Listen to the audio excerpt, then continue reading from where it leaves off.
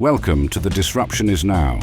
Join us on this enlightening journey as we explore how AI is impacting our jobs, careers, lives, and the human experience. Each episode, host Greg Matusky will converse with visionaries and innovators at the forefront of AI, diving into its challenges, opportunities, and impact. So buckle up as we venture into the heart of disruption, and together, let's unfold the future. Well, welcome to another episode of Disruption is Now. I am your host, Greg Matusky. I am the CEO of Gregory, the global PR agency. But I'm also the host of the Disruption is Now, which for every week, I think this year we've talked to some thought leader around the world to talk about AI's impact on culture, communications, and commerce. And I think we have a first today, and that is we're actually bringing on an artist to talk about AI and the tools that she uses.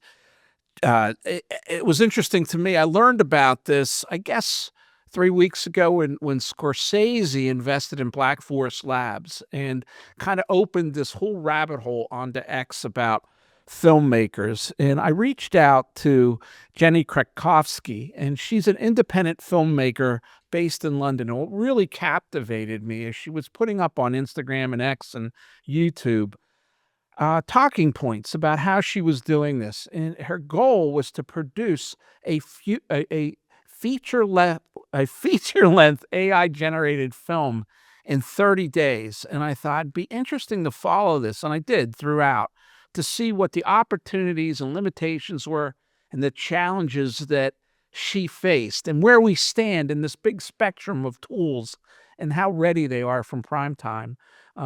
So I would like to thank you for coming on, for giving me some time today, Jenny.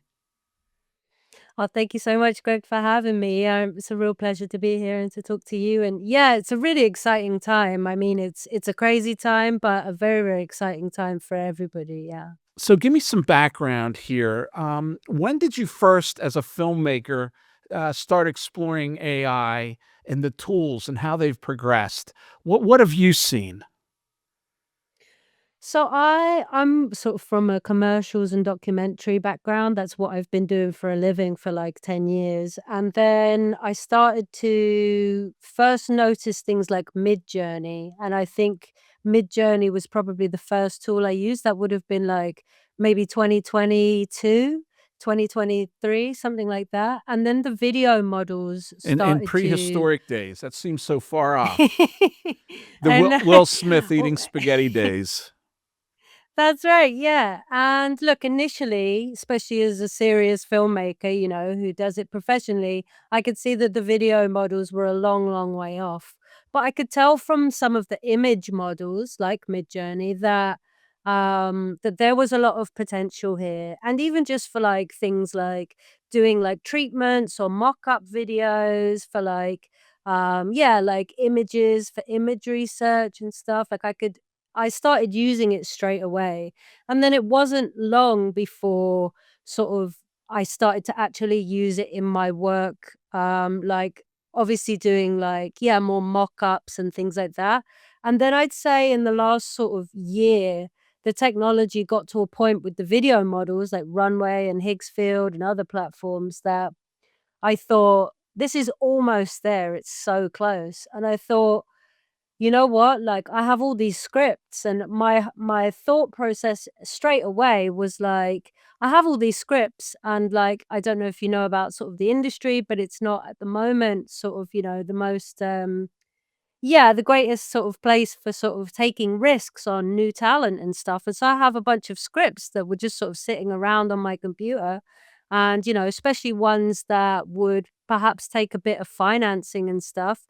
I know that if you're gonna make a first time feature film, you're probably gonna have to like really restrict yourself in terms of, locations and talent and things like that. So this particular film that I started making now is a period piece, and as a first time feature filmmaker, you'd never be allowed really, unless you had like, very, very wealthy family members, you'd never be allowed to like make that kind of film as your first feature. And so I thought, well, this is really an interesting experiment. I can't shoot this script where I am, so why don't I try and do it with AI? And I really started to see in the last 6 months, then 3 months, I guess, that the technology was like so close. And I thought, well, you know what? If I don't do this, somebody else is. So why not me? And I didn't think about it a whole lot further than that. And I just launched out and So did it. this was Yeah. your 30-day sprint, and the name of the film is. It's called Boss, which is a play on words because it's set in 1960s Liverpool, and the word boss in Scouse in Liverpool, it means like amazing. Like people say it like if you say, "Oh, I got these shoes. What do you think of them?" Somebody will say, "Oh, they're boss," right? So like boss means like top, means the best. And also my film is about a woman who becomes a gangster. She takes over her husband's crime business. So it's kind of a play on words, yeah. So start me from the beginning. You have this script and you think, I would like to produce this. It's something that would never be produced commercially because of the gatekeeping and financial restrictions and the controls that are on the industry. So you began how? What was the first step that you took to make this a reality? Well, obviously, I had sort of tested out the video models for a long time, probably, yeah, like 3, maybe 4 years. Soon as they started to be viable, I started to play with them.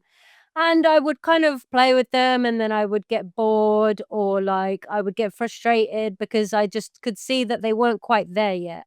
And I think now that I'm doing this challenge and I've got to know a lot more people in the AI community, I think it's probably the case that a lot of filmmakers were sort of like waiting in the wings. And I know that they were because I launched out and maybe I was slightly premature. And so because I was kind of early, I knew that I would be using the technology at a place where it's not quite there. It's at like 11 o'clock, right? It's like an hour to midnight. It's almost there. And I thought, well, if I leave it much longer, then it's not going to be an interesting experiment and no one's going to care. And if I, but I knew for a while that if you kind of go too early with something like that, then it's just not going to look very good. And as a filmmaker, you're only as good in real life as the talent that you work with. If you work with terrible actors or terrible cinematographers, you're going to look terrible. And so, I really wanted to wait until the technology was good enough to, yeah, present what I'm trying to do as professional as possible. And it's still honestly not quite there, but it's at a place where I can show what I can do as a filmmaker and people can understand what I'm trying to do? So let's talk real fast about some of the places it's not quite there yet. Consistency, where is it not the depth of the prompt that you have to write. I'm really interested, and I see it. The consistency you had with regard to Liverpool in the 1960s. Every scene, right, has that heavy air feel, industrial feel, the rainy feel, the humidity. Do you have to reset that every scene, or is that an overall uh, temperature that you create? How did you carry that out throughout? So that's a really good question, actually. And I think when I first started using, like AI video models, the prompts would just get longer and longer and longer, and you'd be writing like an essay for every shot. But honestly, I don't really have to do that a lot now, especially when it comes to production design and the location. Funny enough, one of the things that I think has improved the most is that I literally have like maybe a 2, 3 line, like it's basically like a long sentence prompt that is my style instruction. And I just tell it my camera, my lens. I say it's 1960s Liverpool, and then I tell it that I want a kind of documentary aesthetic. And then I use the image references that I found that I kind of managed to get just right. And I put all the images onto one sheet that's called a contact sheet. So I have like a contact sheet that I point the style reference to. I give it a few lines. And because it knows it's 1960s Liverpool, it does all the rest by itself. I don't think once, maybe once, not a lot, I've had to remind it that it's the 1960s or remind it that it's set in the UK. I haven't hardly had to do that at all. So you'd be surprised. I think, to answer your question, where it struggles the most, and I've said this quite a lot in my videos, there's the two main things that I think it doesn't do very well yet, and it will down the line, hopefully, is obviously performance. Like, there's just, obviously you can get people looking quite close to real life now. But yeah, performance, one of the reasons we all love to watch movies especially is human performance. We wanna see the best actors giving their best performances, and AI is just not at a place where it can replace that yet. But, again, as a sort of first time early career sort of filmmaker like that, I wouldn't have probably been able to have big talent giving amazing performances anyway. And the other thing that it struggles with is lenses, right? And so I love anamorphic lenses, and anamorphic lenses give you this kind of like oval shaped bokeh and like barrel distortion at the edges of frames. And it can do the barrel distortion, so it can kind of bend the frame so it looks anamorphic, but it can't really get the bokeh right. It doesn't, and it just generally can't emulate yet how light moves through glass. But it will, because even just in the time that I've been using the tech, the sort of the way that light bounces and behaves on surfaces and materials has improved like 200%. So I think it will get there. And I think it's interesting because you're really pushing up against this notion of world models, I think, as opposed to text-based models, the frontier models. We're doing this all with text. And I saw some amazing things with this that really, I thought that's really close to world models. I'll give you a specific example in the car chase scene. The last broad scene in that, right? They're going down a street in Liverpool, and on the side there's houses, right? And on the side there's houses too. And you look, and they have the laundry in the backyard, okay, on a clothesline. And I'm thinking, did she have to prompt to say, make sure there's clothing in the back yards of the properties, or was there a gestalt through the machine, a worldview that it understood that this would carry through? No, so actually, funny enough, I can answer that question that, yeah, it prompted that itself. So I would have told it, an aerial shot, and that's really just that's a transitions shot that's at the end of that scene. And all the way through, I guess the washing was in the script. Yeah, they So run the through washing, the clothesline. The car drives yeah, through yeah. the clothes hanging on Yeah, between and the they end up houses. with, like, underwear all over. Yeah, exactly. They end up with, like, underwear all over, like, the car and stuff, and that's sort of, yeah, I wanted this kind of like, the whole aesthetic of the piece is like a gangster film, but it's kind of silly, right? So it's like a gangster film, but it's these, like, housewives doing it. So it's like everything's really cool, and, like, it's a car chase and they're, like, speeding, but there's always these little quirky details that make it, like, kind of ridiculous, right? So the washing is part of that sort of taking something to a ridiculous level, and it's kind of satirical, I guess, as well, because there's so many gangster films and like everything's so serious, and a car chase is so serious. But I wanted it to be satirical, and I think because it's AI, that actually really works, like, because you're kind of having a wink and a nod to the audience. They know it's AI, you know it's AI, and yet, you can still enjoy that scene and the comedy value that it presents. And look, with the washing, that was in the script. So because when I started using Act 3, which I can generate like mass generations, that tracks my script, then every generation for that scene, I must have done, I don't know, like 20 generations for that scene, with the car chase. Every single one has the washing in it.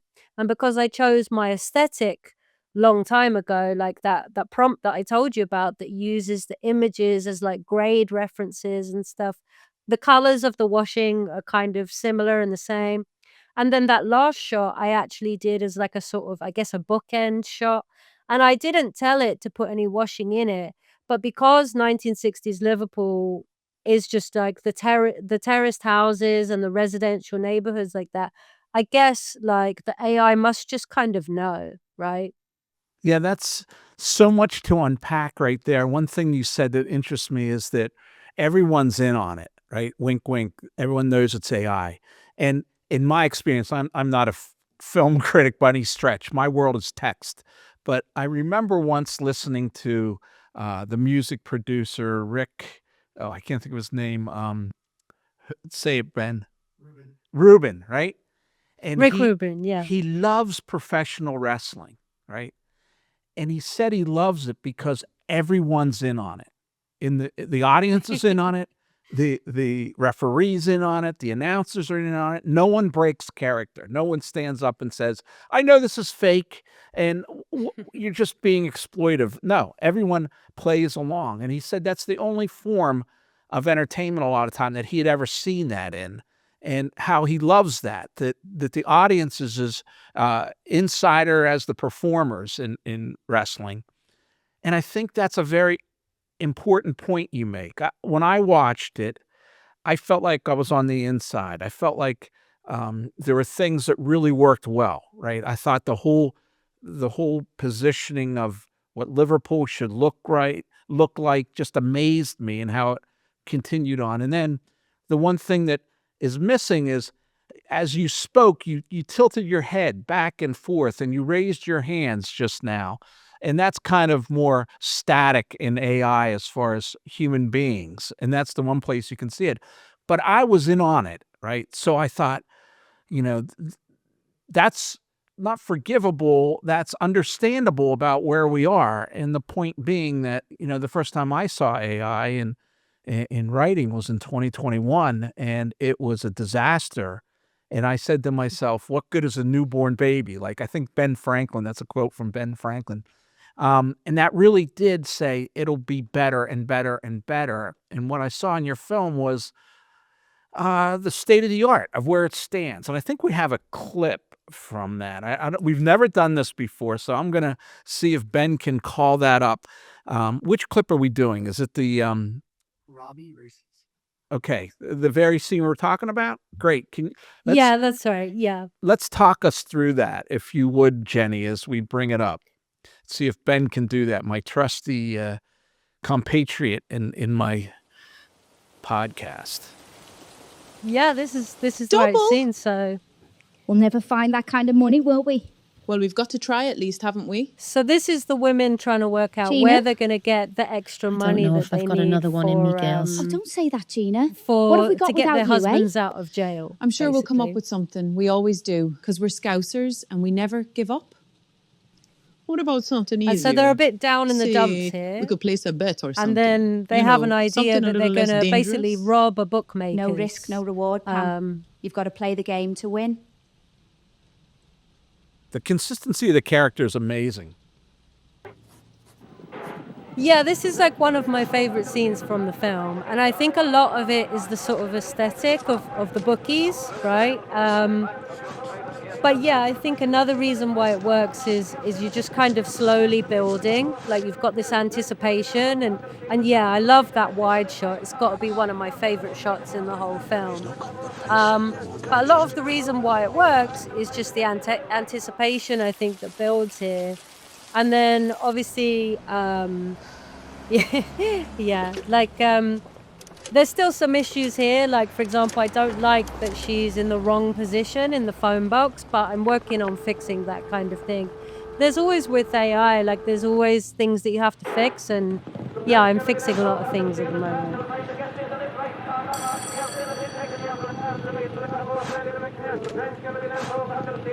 Robbie races. This is the IRA. There's a bomb in your television. I'll give you 30 seconds to get out before she blows. And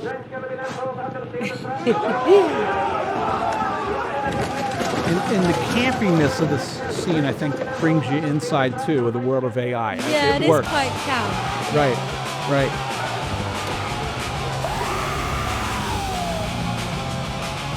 Yeah, and I made all the music myself, so this is one of my favorite tracks.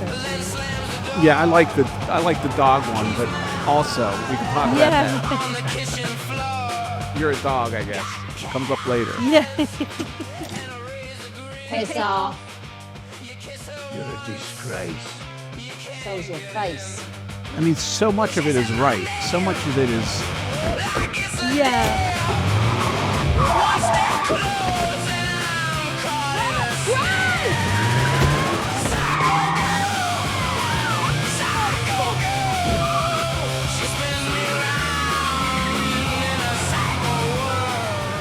Now there we see your sunglasses are on. Later, they're off. Did you have to prompt for those little things? No, they're Pardon? askew. Like there, her sunglasses are askew. Did you prompt that and control it? Bloody Yeah, I women did. drivers. Less dangerous, you said. And that's the scene I was talking Yeah. about with the Evil, laundry on the he said. sides. I was just amazed. Yeah, that yeah. Do I? Yeah. That's It's, wonderful work, it's, Jenny. Wonderful. oh, thank you so A really much. great segment. Tell us about the music because you produced that too, and I was really interested in the band scene where you had written this song. I guess it's "You're a Dog," right? Is that Yeah. it? You had worked. Is that a Suno production or? It is, yeah. So basically, I'm doing all of the music myself. So obviously, a lot of it is Mersey beat because that's, famously the Beatles. But apart from the Beatles, there was a lot of other bands and singers that came out of Liverpool, and the Cavern, especially, was the famous music venue at that time. So this is a period in history and in music history that's really fascinating to learn about. And that's another reason I kind of wanted to do this film, particularly is because I think it's got great sort of export value, right? No one would really care about like a tiny little British film. But I think because of the time period and the music, it's an interesting period of time to people all over the world. So I knew that it would have kind of maybe like a global appeal, despite the fact that it is quite a specific story in a specific place.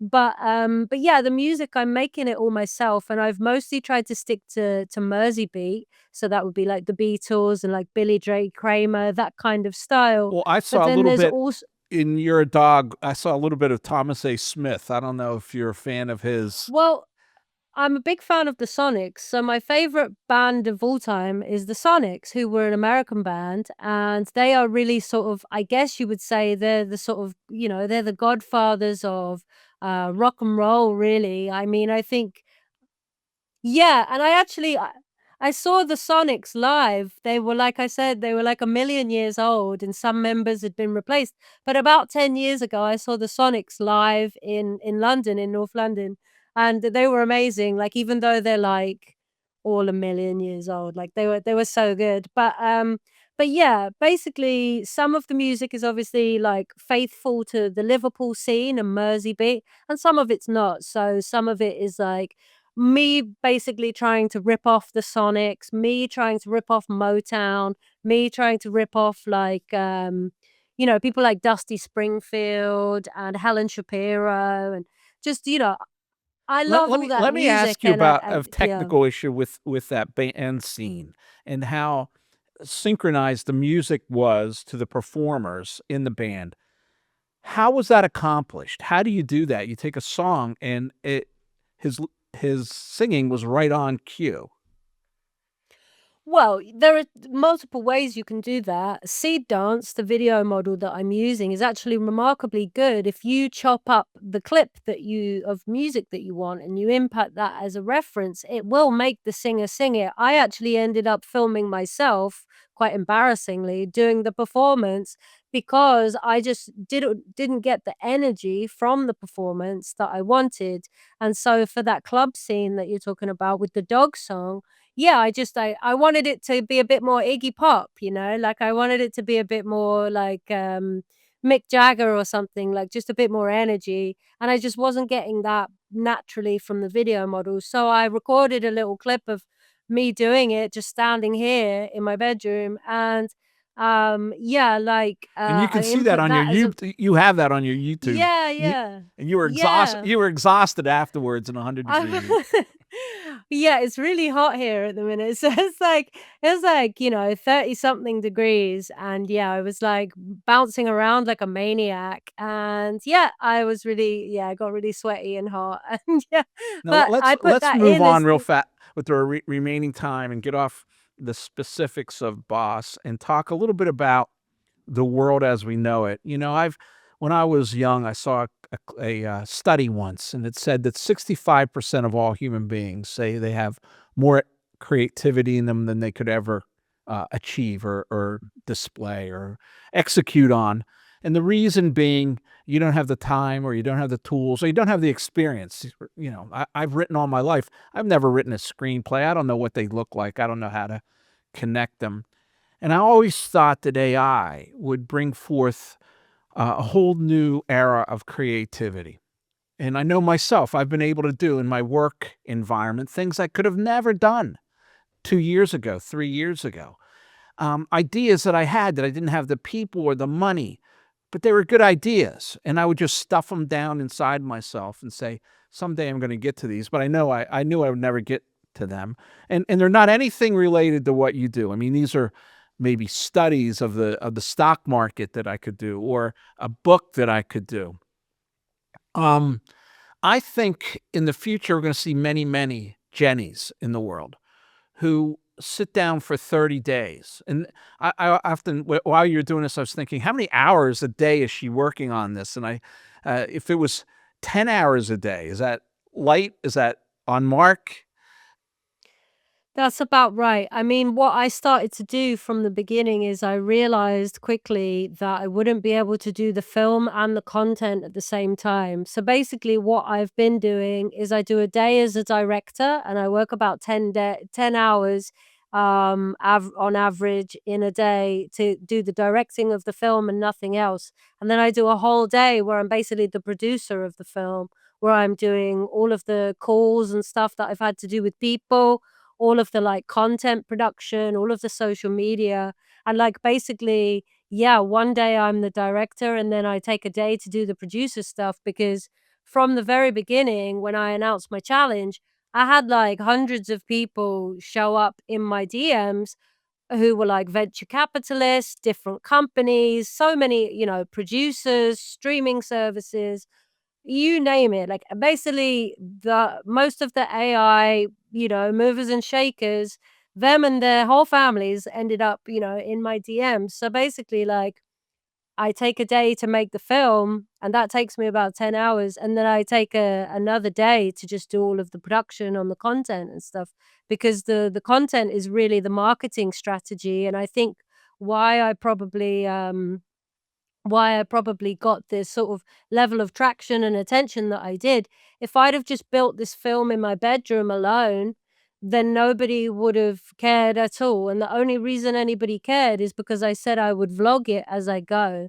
And yeah, basically it really took off. And, I think the thing, like you said about there being lots of Jennies, there already are. And I think what I realized is that basically there's thousands of me sitting there kind of watching from the sidelines, and a few brave souls are the people who kind of decide to actually execute, because it's actually quite a big risk for your reputation, it's quite a big risk for your ego, it's quite a big, like, it's a humbling endeavor to try and do, never mind in 30 days or whatever. It's crazy. I say this yeah. at every podcast. I say, I've interviewed machine learning PhDs from MIT. I've spoken to people all over the world, many, many data scientists, and I often neuroscientists, as well as computational linguists who I've interviewed.